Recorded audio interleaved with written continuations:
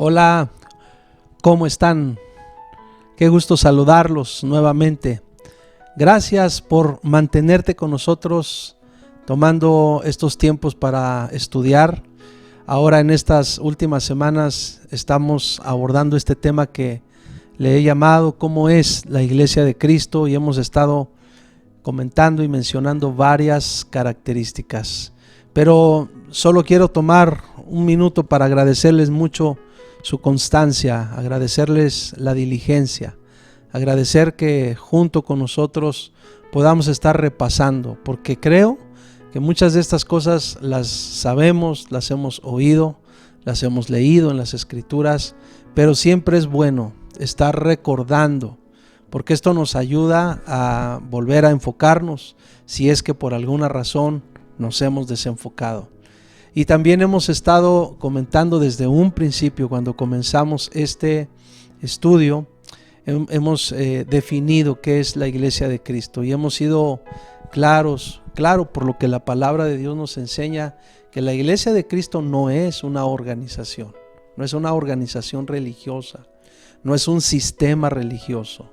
La Iglesia de Cristo no es tampoco un club social, no es tampoco un centro de entretenimiento ni un centro de espectáculos.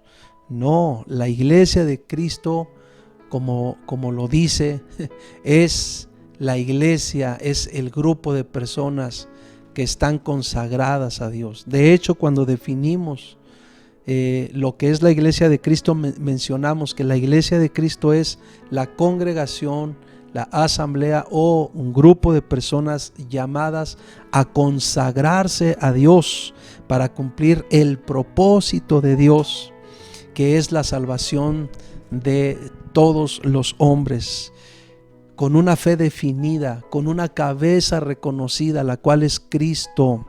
Así lo mencionamos. Él es nuestra cabeza para ejercer la autoridad de Él, la autoridad de Cristo en la tierra. Eso es la Iglesia de Cristo. La Iglesia de Cristo no debemos estar jugando con la fe. La Iglesia de Cristo no debemos estar tampoco negociando el carácter, porque la Iglesia de Cristo es llamada a expresar el carácter de Cristo. Si la Iglesia de Cristo vive consagrada a Dios, entonces la iglesia es llamada a expresar el carácter de Cristo. Y esto no tiene nada que ver con que tú vivas una vida aburrida, una vida sin sentido, triste, fracasada. No, todo lo contrario. Cuando tú y yo entendemos lo que somos en Dios y cuando entendemos cómo es la Iglesia de Cristo, entonces realmente aprendemos a aprovechar bien cada minuto, cada día de nuestra vida, y aprendemos a vivir con mucho más sentido, con mucha más alegría, con un sentido de plenitud mayor. Realmente disfrutamos vivir. La Iglesia de Cristo, los hijos de Dios, realmente disfrutamos el vivir. Así que también es bueno que recordemos que hasta el día de hoy hemos mencionado varias características. Déjenme recordar, hemos mencionado que la Iglesia de Cristo vive sin afanes, está y vive confiada en Dios, manifiesta el amor de Dios en el día a día, es agradecida, es generosa, busca a Dios con todas sus fuerzas, es unida, también es guiada por el Espíritu de Dios, y también es una iglesia que evangeliza, porque tiene en el corazón el amor y la pasión por las almas de toda persona. Así es la Iglesia de Cristo. Y hemos estado leyendo muchos pasajes, lo vamos a seguir haciendo porque queremos seguir fortaleciendo lo que somos en Dios. Así que hoy vamos a mencionar dos características más. Voy a comenzar hablando de que la Iglesia de Cristo es una iglesia sana. Es una iglesia sana. Y permítanme comenzar diciendo claramente: Cristo no trabajó para presentarse a sí mismo una iglesia enferma. No. Cristo trabajó para presentarse a sí mismo una iglesia sana, una iglesia gloriosa. La iglesia de Cristo es una iglesia sana en todas las áreas: física, mental, emocional y espiritualmente. Hay pasajes de las Escrituras que tenemos quizás muy presentes, que conocemos muy bien, que quizás hemos leído muchas veces, pero bien vale la pena repasarlos para entenderlos en su justa dimensión o en toda su dimensión.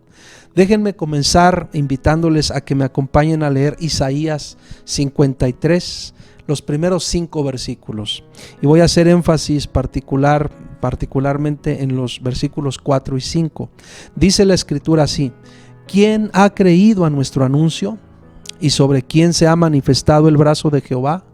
Subirá cual renuevo delante de él, y como raíz de tierra seca. No hay parecer en él ni hermosura. Le veremos, mas sin atractivo para que le deseemos. Despreciado y desechado entre los hombres, varón de dolores, experimentado en quebranto, y como que escondimos de él el rostro, fue menospreciado y no lo estimamos. Y miren cómo dice el versículo 4: ciertamente llevó él nuestras enfermedades y sufrió nuestros dolores, y nosotros le tuvimos por azotado, por herido de Dios y abatido. Mas él herido fue por nuestras rebeliones, molido por nuestros pecados. El castigo de nuestra paz fue sobre él, y por su llaga fuimos nosotros curados. Ahora acompáñame a leer Mateo 4, 23 y 24. Por favor, el Evangelio de Mateo, capítulo 4, versículos 23 y 24 dice así: y recorrió Jesús toda Galilea, enseñando en las sinagogas de ellos y predicando el evangelio del reino y sanando toda enfermedad y toda dolencia en el pueblo. Y se difundió su fama por toda Siria. Y le trajeron todos los que tenían dolencias, los afligidos por diversas enfermedades y tormentos, los endemoniados, lunáticos y paralíticos, y los sanó. Noten cómo este pasaje hace referencia a esas varias áreas donde muchas veces somos golpeados con enfermedades físicas, enfermedades emocionales, enfermedades mentales y enfermedades espirituales. Pero dice la Escritura que Jesús sanó, dice a los que tenían diversas enfermedades y tormentos, a los endemoniados, a los lunáticos, a los paralíticos. Él los sanó. Ahora acompáñame por favor a leer el Evangelio de Marcos capítulo 1, versículos 32 al 34. Dice así: cuando llegó la noche, luego que el sol se puso, le trajeron todos los que tenían enfermedades y a los endemoniados, y toda la ciudad se agolpó a la puerta, y sanó a muchos que estaban enfermos de diversas enfermedades, y echó fuera muchos demonios, y no dejaba hablar a los demonios porque le conocían. Otra vez, noten, le trajeron a muchos que estaban enfermos, y utiliza aquí esta expresión de diversas enfermedades. Yo veo como varias enseñanzas, varias verdades pues son mostradas aquí en estos pasajes que acabamos de leer. Veo por lo menos cuatro verdades muy enfáticas. Número 1, Jesús llevó sobre sí nuestras enfermedades. Eso es muy importante, porque la obra de la cruz es mucho más grande, tiene una dimensión mucho más grande de lo que a veces nosotros hemos llegado a comprender. Él llevó sobre sí nuestras enfermedades. Número 2, dice también estos pasajes que el castigo que Jesús recibió en su cuerpo cumplió también el propósito de curarnos. Eso es muy importante, porque las cosas que son narradas en las Escrituras no son narradas o no pasaron nada más así porque sí. Cada una de las cosas, cada uno de los actos, cada uno de los eventos está cumpliendo siempre propósitos altos, propósitos eternos. Y en el castigo que Jesús recibió, dice la Escritura que Dios ha tenido el propósito de curar al hombre, curarnos a nosotros. Número 3, veo también aquí cómo en Jesús podemos ser sanados de toda enfermedad, de toda dolencia, de toda aflicción y de todo tipo de tormentos. Yo estoy seguro que muchos de nosotros en muchas ocasiones hemos llegado a pasar algunos episodios particularmente difíciles en las noches. Muchas personas a veces en las madrugadas o en las noches, a veces no pueden conciliar el sueño, a veces que están agitadas, a veces que entra algún tipo de ansiedad. Todo ese tipo de síntomas, todo ese tipo de ataques, dice la Escritura, que pueden aparecer como tormentos, como aflicciones, pero Jesús puede sanarnos también de todo tipo de enfermedades. Lo vuelvo a repetir, todo tipo de enfermedades físicas, emocionales, mentales y espirituales. Y número 4, veo aquí también que no hay enfermedad que no pueda ser sanada o curada por Dios. No hay. Puede ser una enfermedad menor, puede ser una enfermedad muy delicada, muy grave. Dios tiene el poder para sanar cualquier enfermedad. Él tiene el poder para sanar todo tipo de enfermedad. Todo tipo de enfermedad. Cuando leemos esto, me surge la pregunta, ¿por qué es importante la salud? Y aunque parece ser una pregunta con una respuesta obvia, déjenme mencionar varias cosas. ¿Por qué es importante la salud? Número 1, porque la enfermedad altera la función normal de un organismo. Es decir, lo desordena. Cuando viene la enfermedad, hay alteraciones y hay desorden en el organismo. Número 2, porque la enfermedad normalmente perturba y nos daña en muchos sentidos. No solamente en el ámbito físico. Número 3, porque la enfermedad también nos inhabilita y nos inactiva. Quienes hemos llegado a vivir o a tener experiencias en el tema de la salud o en el tema o en el tema de enfermedades, hemos comprobado eso.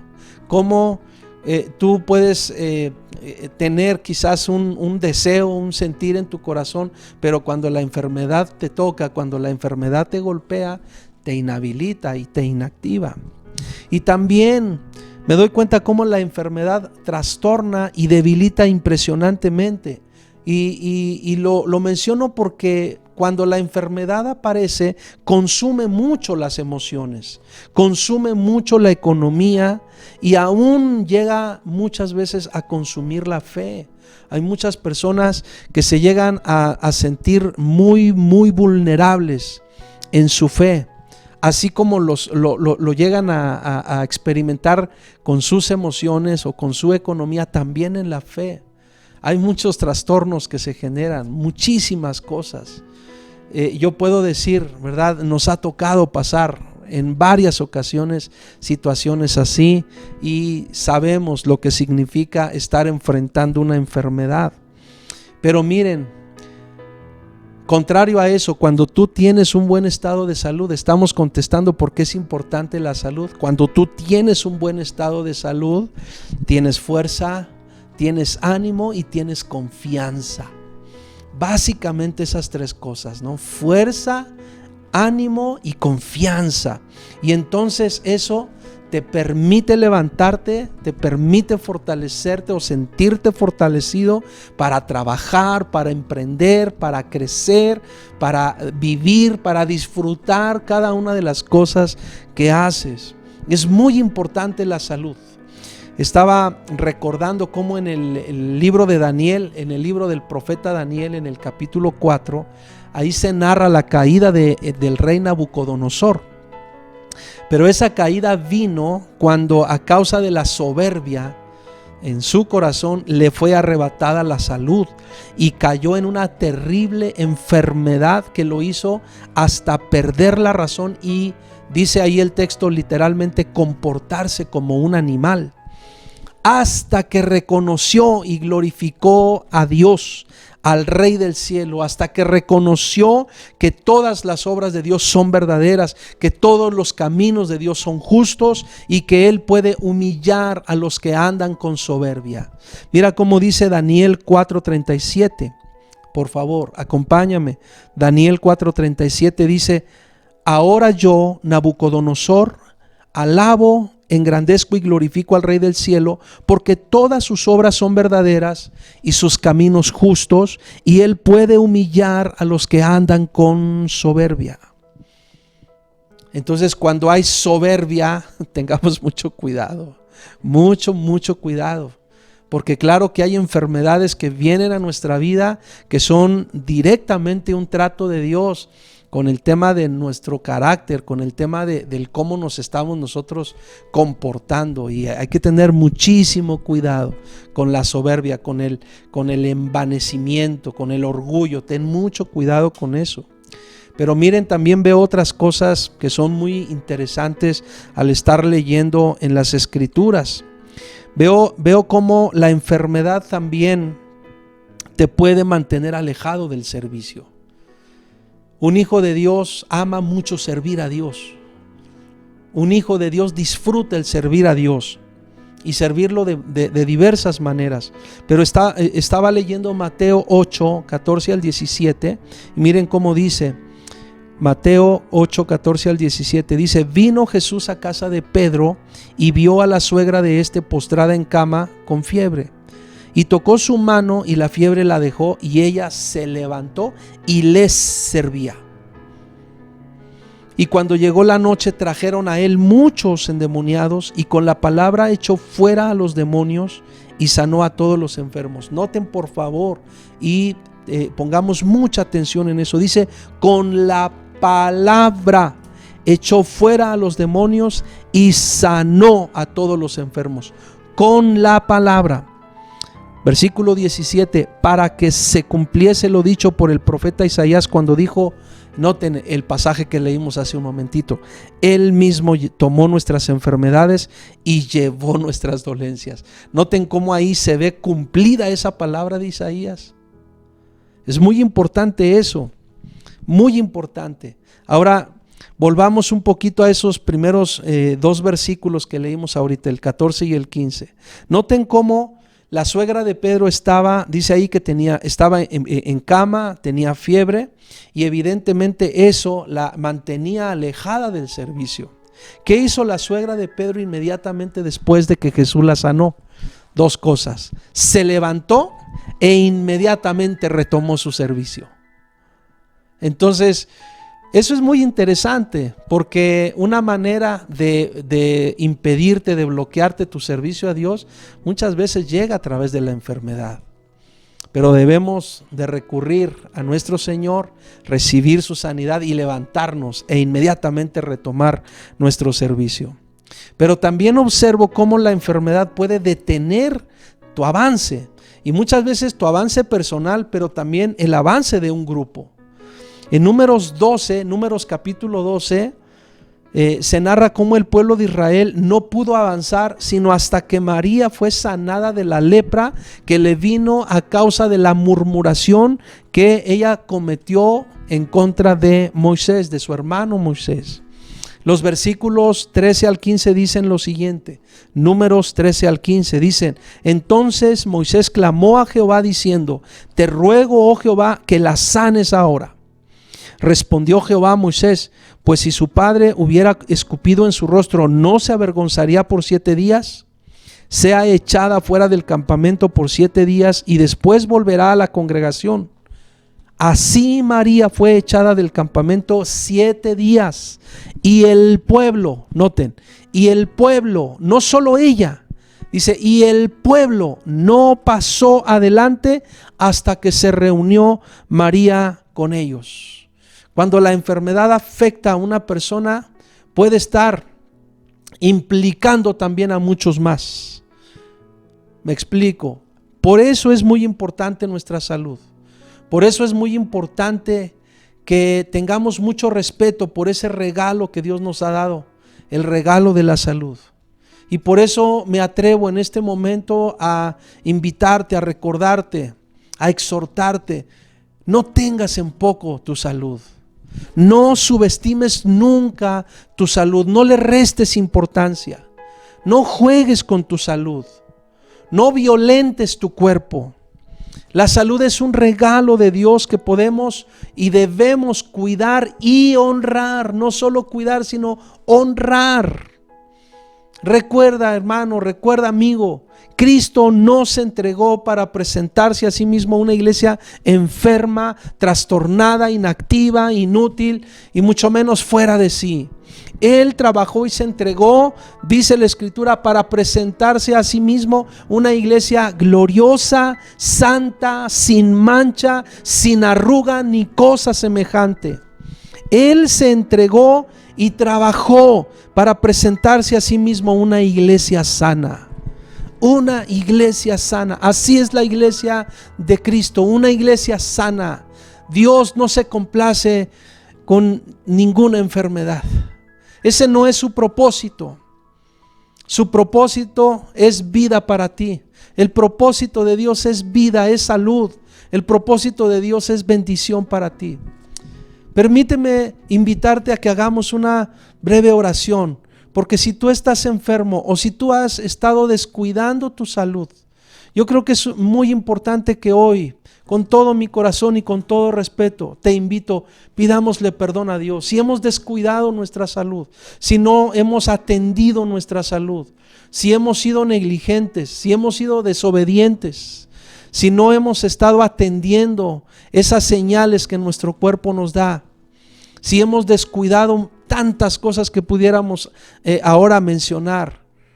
Pero toma por favor unos segundos conmigo y pidámosle perdón a Dios si esa ha sido nuestra actitud. Padre, perdónanos por descuidarnos, perdónanos por maltratar este templo santo que es el cuerpo que nos diste. Perdónanos si nosotros mismos hemos estado generando que haya o causando que haya enfermedades en nosotros. Perdónanos, pero también levantamos nuestras manos, levantamos nuestra voz para rogarte, Señor, que si alguno está enfermo de lo que sea, extiende tu mano y sana, Padre, conforme a tu amor, conforme a tu gracia, conforme a tu misericordia, conforme a tu bondad, en el nombre de Jesús. Cristo cargó sobre sí, llevó sobre sí nuestras dolencias, nuestras enfermedades. En Él somos curados y recibimos en esta hora tu sanidad en el nombre de Jesús. Amén y amén. Vamos ahora a tocar el otro tema, el segundo tema, que es una iglesia que ora con fuerza. Una iglesia que ora con fuerza. Así como es importante que recordemos que la iglesia de Cristo es una iglesia sana, la iglesia de Cristo es una iglesia que ora con fuerza. Quizás hemos oído y leído mucho acerca de la oración, acerca de la importancia de la oración, pero nunca será inútil volver a considerar el lugar que la oración tuvo en la vida de Jesús, el lugar que la oración tuvo en la vida de los primeros discípulos, el lugar que la oración debe tener en nosotros como hijos de Dios en este tiempo, el lugar que la oración debe tener para todos nosotros como la iglesia de Cristo. Y de todo mi corazón yo espero que todos en este momento sigamos teniendo la misma alegría para la vida de oración. Espero con todo mi corazón que todos estemos entendidos que si alguien dice ser la iglesia de Cristo y no ora, lo más seguro es que esté mintiendo o que viva engañado, porque la iglesia de Cristo entiende el lugar de la oración. La iglesia de Cristo ocupa tiempo para la oración, porque la oración es un recurso que Dios mismo nos ha dado para mantener viva nuestra relación y nuestra comunión con Él. La oración tiene efectos poderosos. Por eso, cuando nos inviten a orar, nunca nos neguemos.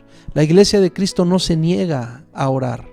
Cuando nos inviten a invertir tiempo para interceder, no digamos no la pensemos tanto, porque en realidad esa es la vida. Ese es como si me permiten usar esta figura, es como una especie de combustible. ¿Sí? Cuando tú echas mano de la oración, eso te permite mantenerte avivado todo el tiempo. Miren, déjenme leer algunos pasajes para que veamos los efectos poderosísimos que tiene la oración.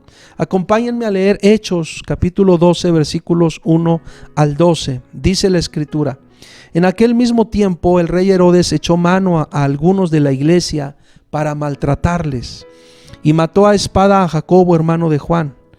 Y viendo que esto había agradado a los judíos, procedió a prender también a Pedro. Eran entonces los días de los panes sin levadura, y habiéndole tomado preso, le puso en la cárcel, entregándole a 4 grupos de 4 soldados cada uno para que le custodiasen, y se proponía sacarle al pueblo después de la Pascua. Así que Pedro estaba custodiado en la cárcel, y observen por favor cómo dice: pero la iglesia hacía sin cesar oración a Dios por él. La iglesia ocupada en la oración, la iglesia unida en la oración, la iglesia echando mano de los recursos que ha recibido de Dios, hacía sin cesar oración a Dios por él. Y cuando Herodes le iba a sacar, aquella misma noche estaba Pedro durmiendo entre 2 soldados, sujeto con 2 cadenas, y los guardas delante de la puerta custodiaban la cárcel. Y he aquí que se presentó un ángel del Señor, y una luz resplandeció en la cárcel, y tocando a Pedro en el costado le despertó, diciendo: levántate pronto. Y las cadenas se le cayeron de las manos. Le dijo el ángel: cíñete y átate las sandalias. Y lo hizo así. Y le dijo: envuélvete en tu manto y sígueme. Y saliendo le seguía, pero no sabía que era verdad lo que hacía el ángel, sino que pensaba que veía una visión. Habiendo pasado la primera y la segunda guardia, llegaron a la puerta de hierro que daba a la ciudad, la cual se les abrió por sí misma, y salidos pasaron una calle, y luego el ángel se apartó de él. Entonces Pedro, volviendo en sí, dijo: ahora entiendo verdaderamente que el Señor ha enviado su ángel y me ha librado de la mano de Herodes y de todo lo que el pueblo de los judíos esperaba. Y habiendo considerado esto, llegó a casa de María, la madre de Juan, el que tenía por sobrenombre Marcos. Y noten otra vez: donde muchos estaban reunidos orando. La iglesia unida, la iglesia reunida, la iglesia orando, la iglesia clamando, la iglesia en comunión, presentando delante del Señor las necesidades de sus hermanos.